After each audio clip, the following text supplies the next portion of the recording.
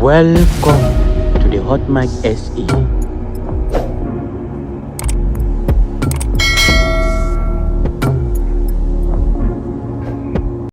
Political analysts consider President Cyril Ramaphosa the Buffalo Bull who fought for South African freedom.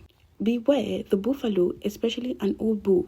He may appear to be slow and docile, but he's considered the most dangerous of the big five, so named because of how difficult they are to horn. Buffaloes are said to never forget or forgive and supposedly remember predators and hunters years after being attacked. They are also fiercely loyal to their herd.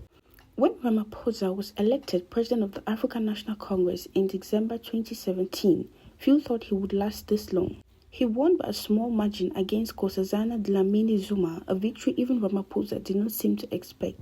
He inherited a national executive committee that was divided. It was Ramaphosa's reformers versus the captains of state capture. Ramaphosa went about his business like a seasoned buffalo bull, slowly and quietly getting rid of those in the ANC who had sought to abuse the public purse for self-gratification. 5 years later, when Ramaphosa stood for a second term as ANC president, he beat Zweli Mkhize by a sizable margin. With his position as the dominant bull in the ANC head firmly entrenched, he went into the 2024 general elections with the support of a few veterans, among them former Presidents Thabo Mbeki and Galema Molatali. Despite this, the ANC was only able to get about 40% support nationally. Ramaphosa reached out to other political parties and was able to get the support of 10 parties to form a government of national unity. What they have in common is a respect for our constitution.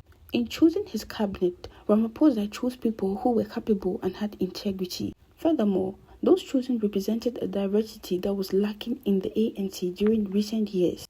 Yet, diversity characterized the ANC since the Doctors' Pact was signed in 1947, uniting Africans, Indians, and Coloureds in the fight against apartheid. Diversity was also the cornerstone of the Freedom Charter signed in 1955. It stated that South Africa belonged to all who lived in it, black and white, and is a document that inspired our constitution. Those Ramaphosa chose as his cabinet ministers come from 8 different political parties. There are 18 men and 14 women from a race perspective. There are 26 blacks, Africans, Indians, and colored, and 6 whites. From an age perspective, out of the 32 ministers, 11 are over the age of 60, 8 are between 50 and 59, 9 are between 40 and 39, and 4 are below the age of 39. The 43 deputy ministers come from 5 different political parties. There are 25 men and 18 women. From a race perspective, there are 40 blacks, African, Indian, and colored, and 3 whites. There is also a fair mix of young and old deputy ministers. Ramaphosa would not have been able to find such a diversity and a quality of candidates had he only chosen from within the ranks of the ANC. It is a move that not only strengthened Ramaphosa's presidency but also the ruling party and a constitutional democracy. The expanded cabinet will come at a bigger cost, but if they are able to grow the economy and cut down wasteful expenditure, it will be money well spent. It has been a long walk for Ramaphosa like any buffalo bull. Many have tried to attack him, but as yet, no one has been able to drop him. He has also managed to keep himself relatively clean while other dagger bulls have chosen to wallow in the mud.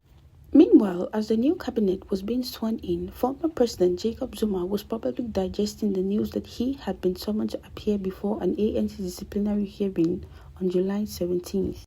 He is already suspended from the ANC for having campaigned for the Umkhonto we party. Zuma, who is said to be a good chess player, now finds himself in a position those who know the game called check. It means you are in danger of losing your king and therefore the game.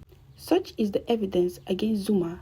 It is possible that before Nelson Mandela's birthday on July 18th and the day Ramaphosa delivers the State of the Nation address, Zuma could officially be out of the ANC. It would mark a significant milestone in the history of the party. 30 years ago, when Nelson Mandela voted in South Africa's first democratic elections, he chose to do it at the Olange Institute in Inanda, KwaZulu-Natal, a school founded by John Langalibalele Jube, the first president of the ANC. After casting his vote, Mandela walked a short distance to Jobe's graveside where he is reported to have said, "Mr. President, I've come to report to you that South Africa is today free." Cyril Ramaphosa was part of the team that ensured South Africa's freedom, and now, after a period of capture, he has ensured the ANC is once again free. Reacting to this analyzation of Cyril Ramaphosa, South Africans had these comments. He will one day fall like all the losers. His time is coming. Another comment read, never. His plan is to keep the people poor and grabbing the crumbs that fall from the ANC oppressor's table. Another comment read, Jacob Zuma was far more a better president than Cyril Ramaphosa. Thank you all for watching, and please don't forget to kindly drop your comments, drop a like, and please don't forget to subscribe and turn on the notification bell for more updates. Thank you.